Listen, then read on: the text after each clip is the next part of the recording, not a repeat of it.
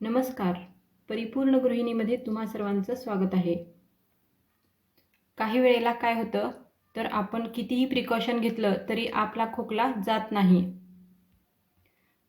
तर खोकल्यावर मी एक त्यासाठी रामबाण उपाय आणलेले आहे की याच्या 2-3 डोसाच्या सेवनाने आपला खोकला लगेच त्वरित कमी होईल. आणि हे आपण किचनमधील पदार्थांचा उपयोग करून ही रेमेडी बनवणार आहोत. यासाठी आपण लागणारे साहित्य पाहूया. तर इथं 1 चमचा मी मध घेतलेला आहे. काळी मिरी 30 ते 35 काळी मिरी घेतलेल्या आहेत. तर याच्याच निम्मे आपण लवंग घेतलेले आहेत. तर असे फूल असलेले आपल्याला लवंग घ्यायचे आहेत. तर लवंगाऐवजी आपण दालचिनी देखील घेऊ शकतो. तर या दोन्हीपैकी आपल्याला एक घ्यायचा आहे. त्यानंतर अद्रकचा एक तुकडा घेतलेला आहे. तर याला स्वच्छ धुवून याचं वरचं आपण साल काढून घेतलेला आहे. त्यानंतर हळद पावडर. गॅसवर इथं मी एक कढई ठेवली आहे आणि यामध्ये आपण ही काळी मिरी आणि ह्या लवंगा टाकून बारीक आचेवर याला आपण भाजून घ्यायचं आहे.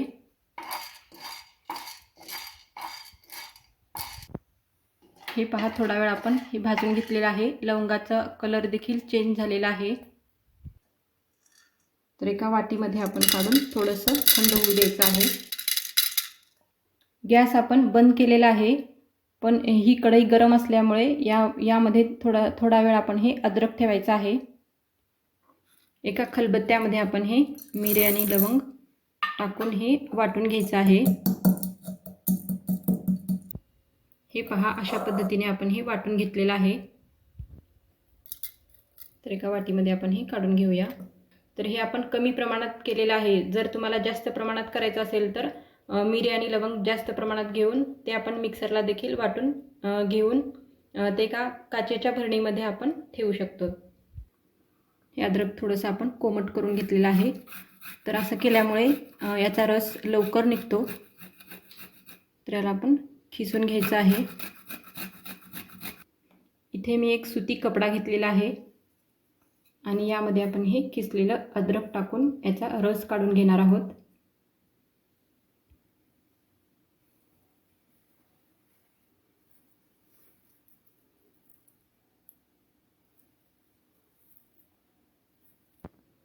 आपण इथं जे मध घेतलेलं आहे त्यामध्ये हे अद्रकचा रस टाकायचा आहे. त्यानंतर यामध्ये थोडीशी हळद पावडर. इथे लवंग आणि आपण काळी मिरीची आपण जी पावडर बनवून घेतलेली आहे ते आपण घेऊया. तर याचे आपण 4 भाग करून घेऊया.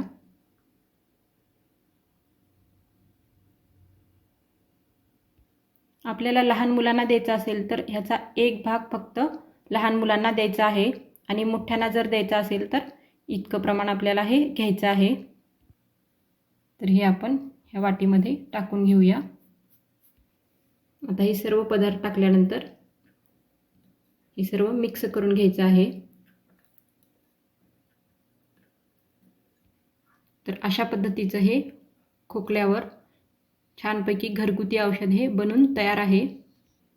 तर हे आपल्याला संध्याकाळी झोपायच्या अगोदर घ्यायचं आहे आणि हे चवीला देखील खूप छान लागतं, कारण यामध्ये मध आहे, हळद आहे आणि 2 ते 3 दिवसामध्ये खोकला तुमचा पूर्णपणे बरा होतो.